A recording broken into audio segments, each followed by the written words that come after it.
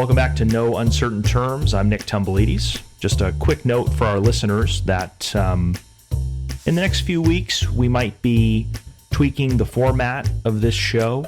We don't know exactly what new direction we're going to go in, but we can say with confidence that whatever we select, whatever we decide to do, will bring the latest and greatest term limits news and content to your podcasting platform.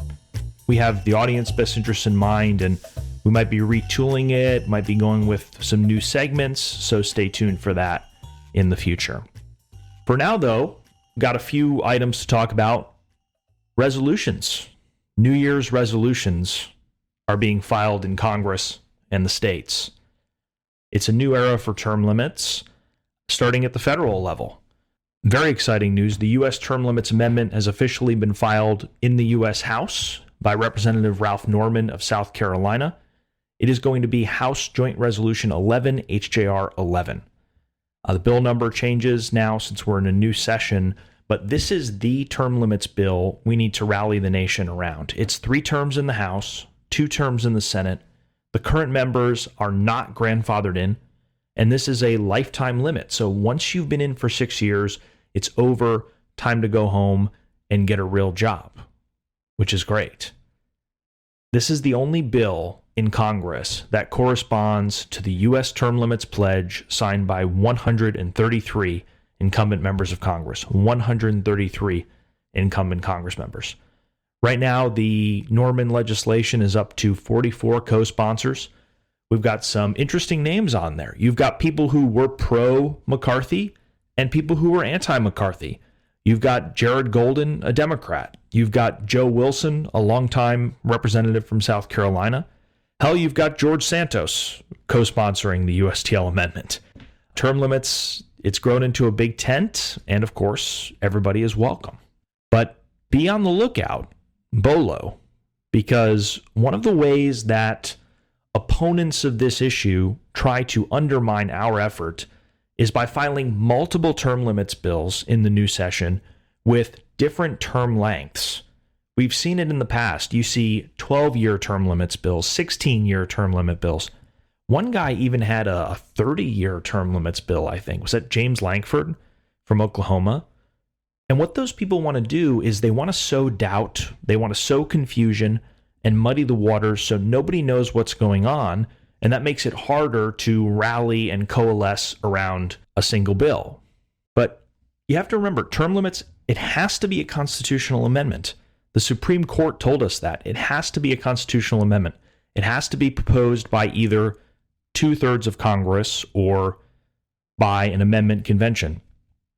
So it's not like the First Amendment.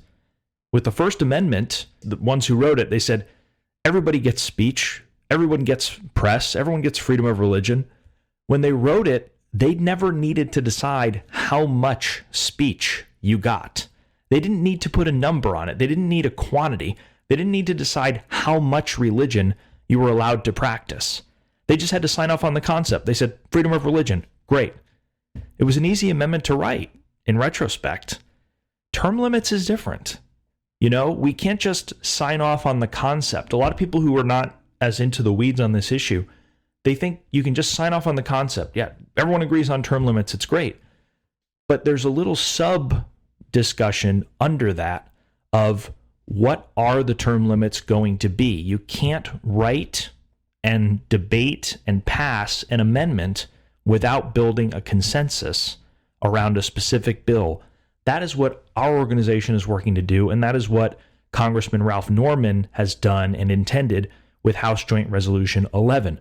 3 terms in the House. Why is that? Well, it's because polling shows us that 70% of the American people believe that the term limit in the House should be 6 years or fewer.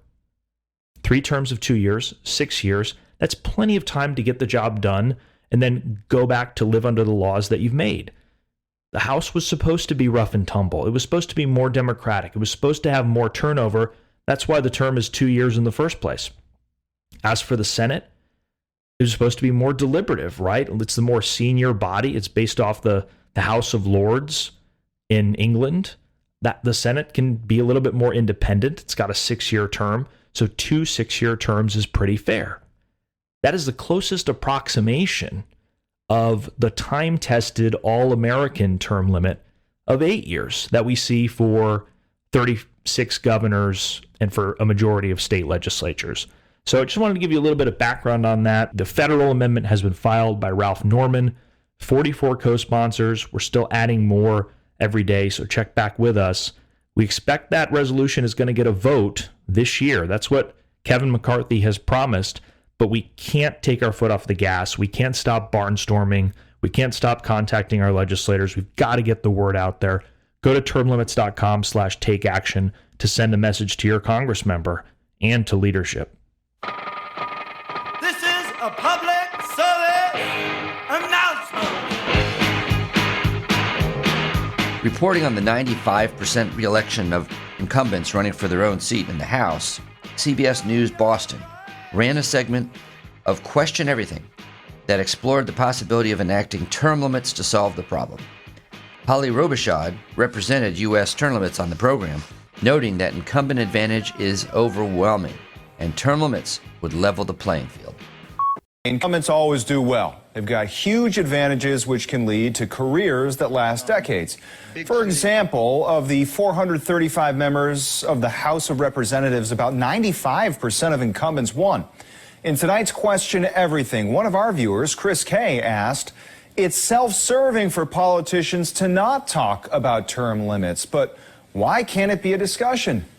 David Wade went looking for answers.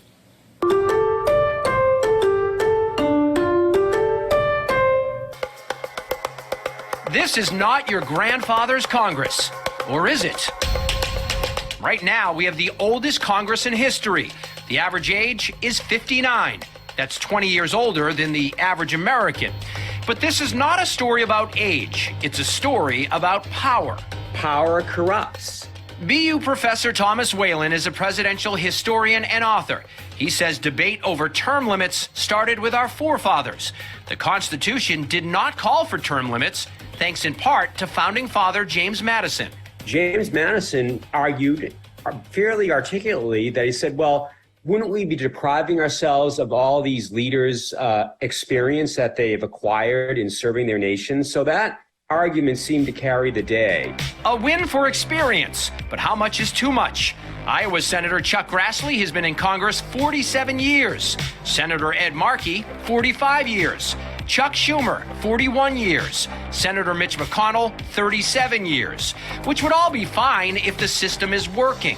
But is it? At the Deluxe Town Diner in Watertown, we met people who are hungry for change, like Dave Malozzi. Do you think the system right now is working? No.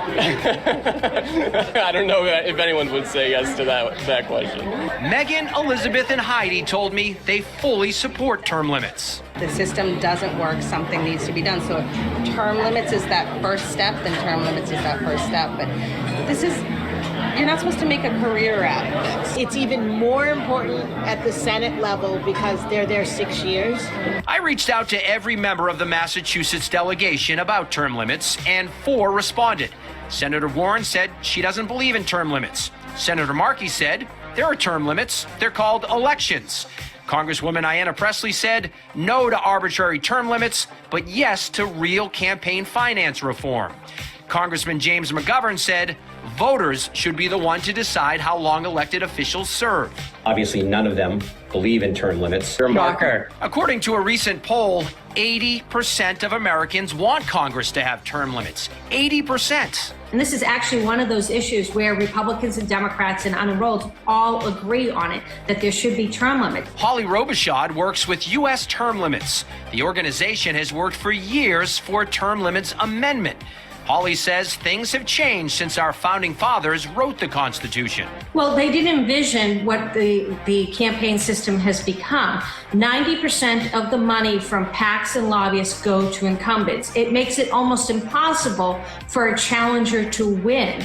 So by implementing term limits, you're creating a level playing field for people to go out there and get elected. Okay, state resolutions. So, in addition to our New Year's resolution in Congress, we've also got the New Year's state resolutions. Of course, we are launching the term limits convention bills this session, and as of this podcast, the term limits convention has been introduced in 8 states: South Dakota, Tennessee, New Hampshire, Kentucky, Arizona, Oklahoma, Indiana, and Connecticut. The states are at different stages in the process. So, for example, Arizona and Tennessee, we've seen success before. Both of them passed the term limits resolution in the state house last year, but not the state senate. Senates are typically a bit harder because the senators have been in the Capitol longer. They've absorbed more of that culture and they're a bit more aloof. And frankly, they tend to be more out of sync with their constituents, what their constituents want. But we are coming off an election year. None of these legislatures look identical to how they looked last year, so we shall see. I'm optimistic, cautiously optimistic. Take Arizona. We debuted there with a bipartisan House bill, 3 Republicans on it, 2 Democrats, including a new Democrat, Keith Seaman, who just won a very hard-fought race. We have a great team on the ground in Arizona. Great team. Bipartisan co-chairs of the congressional term limits effort, 2 former state senators, Senator Kelly Townsend, a Republican, Senator Diego Rodriguez, a Democrat. They're working together because this has never been a left or a right issue. It's an American issue. Tennessee, that's been a hot spot as well. We've passed the House now. First time we passed the House last year. Got a great sponsor, Chris Todd. We think the votes are there if the bill reaches the floor. But it has to get past the goalkeeper. And that in Tennessee is the Senate Judiciary Committee. That's why we've got a team. Glenn Jacobs, our Tennessee state chair, the mayor of Knox County, we've had him on the show. He's doing everything he can. He's doing everything short of suplexing and chokeslamming the opposition out there. Those are the states that have filed. Those are the states that I'm most excited about right now. But more will be filing soon. We are anticipating action in Ohio, Utah, Maine, Montana, Pennsylvania, North Carolina, and more. If you live in any of those states, you can take action. Termlimits.com/take action. Send a heartfelt note to your representative. Demand they support these bills. It is the only way that we're going to get term limits on Congress. We have to put pressure on Congress to act. We need more and more states to sign up every year. It's the only way we're going to end the corruption. We got to get rotation in office, and we got to restore the citizen-led government, the citizen legislature, as our framers intended. I want to talk a little bit about North Dakota. We have clearly triggered the politicians in North Dakota, and let me tell you what I'm talking about. This is the bona fide insanity of the North Dakota state legislature. If you recall, last year, a group of people from North Dakota approached us. They said, we don't like our legislature. It doesn't listen. It's in bed with the lobbyists and the special interests. We've got people here in North Dakota elected who've been serving since the Reagan administration. Can you help? Can you help us get these dinosaurs out? Can you help us get term limits for the legislature? And we, of course, said yes. That is what we do.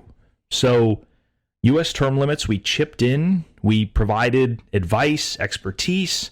We provided financial assistance. We helped this group get off the ground.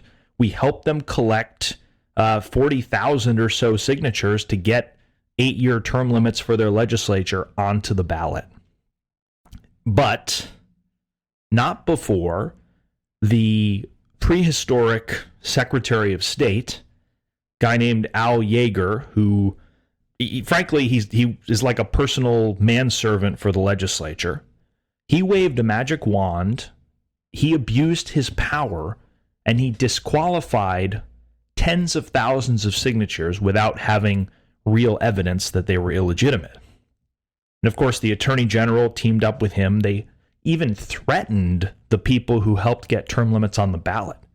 They threatened some of the term limits activists with criminal prosecution if they didn't just disappear and close down the initiative. They even fabricated a narrative that these petitions weren't legitimate. And then in a 5-0 unanimous decision by the North Dakota State Supreme Court, the court said, your arguments are bogus. You politicians are not following the law. and term limits is staying on the ballot. It stayed on the ballot as a result of that court holding, and it passed in a landslide. 8-year term limits for the North Dakota legislature and governor. Now what's happening? Well, we've clearly struck a nerve because the North Dakota legislature has filed multiple bills to try to ensure nothing like term limits can ever happen again. They have started a personal jihad against anyone who might dare pass an initiative that threatens their power, threatens their sinecures, threatens the disease of careerism, which has apparently consumed the Capitol. The first bill, HB 1452, a foreign influence tax. North Dakota politicians want to put a 90% tax on all contributions from a non-resident to support an initiated measure in the state. What that means is, if U.S. term limits wanted to send a term limits campaign in North Dakota, $100, as we tend to do, and we've done for years because we support term limits all over the country, the state would confiscate 90 of those dollars. A 90% tax on an outside group helping to fund an in-state initiative. Now remember, our issue is term limits, but this law would affect anyone who wanted to fund an in-state initiative. So if there were a ballot initiative in North Dakota to create a trust fund to help the homeless, and Habitat for Humanity wanted to contribute to help make that a reality, the state would take 90% of it. If the American Heart Association wanted to contribute to, a healthcare initiative, the state would take 90% of it. Complete insanity. I've never heard of anything like it before. It may not be constitutional, and frankly, we should probably be sending psychiatrists by the busload into the North Dakota Capitol right now, because I don't know how they dreamt up something like this. The next bill, HB 2192. This is a legislative management study. They're going to spend taxpayer dollars to study the impact of term limits on the legislature. But term limits don't even take effect for 8 years. So how the hell are you bozos going to study it? The legislature is going to squander taxpayer dollars to study a policy that hasn't even been implemented. Again, we need buses and buses of shrinks. Send them to North Dakota right now. Paging Dr. Phil. Like the show? You can help by subscribing and leaving a 5-star review on both Apple and Spotify. It's free. Thanks for joining us for another episode of No Uncertain Terms. The term limits convention bills are moving through the state legislatures. This could be a breakthrough year for the term limits movement. To check on the status of the term limits convention resolution in your state, go to termlimits.com/takeaction.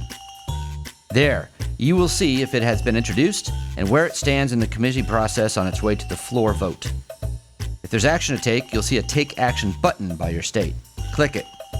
This will give you the opportunity to send a message to the most relevant legislators, urging them to support the legislation. They have to know you're watching. That's termlimits.com/takeaction. If your state has already passed the term limits convention resolution, or the bill's not been introduced in your state, you can still help. Please consider making a contribution to U.S. term limits. It is our aim to hit the reset button on the U.S. Congress, and you can help. Go to termlimits.com/donate.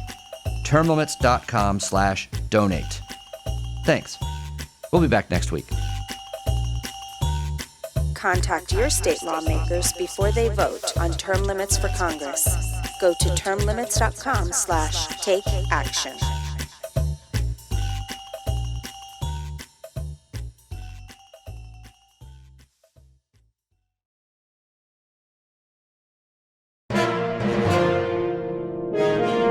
USTL.